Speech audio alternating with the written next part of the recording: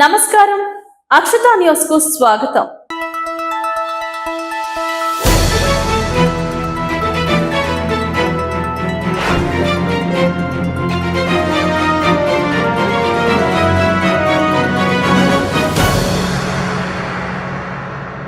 తమ ఇల్లు, ఆఫీసుల్లో నిబంధనల ప్రకారమే ఐటీ సోదాలు జరిగాయని, పెట్టుబడుల వివరాలన్నీ అధికారులకు ఇచ్చామని నిర్మాత దిల్ రాజు వెల్లడించారు.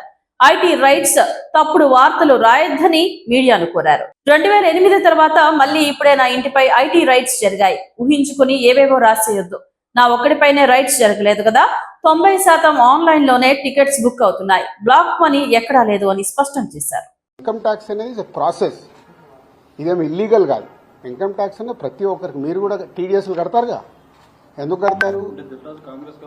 అస్సలు తప్పు. ఇవే అంటున్నా, రాంగ్ న్యూస్లు మీ ఇష్టంకి వచ్చినాయి అనేసుకొని వేయడం ఎందుకు?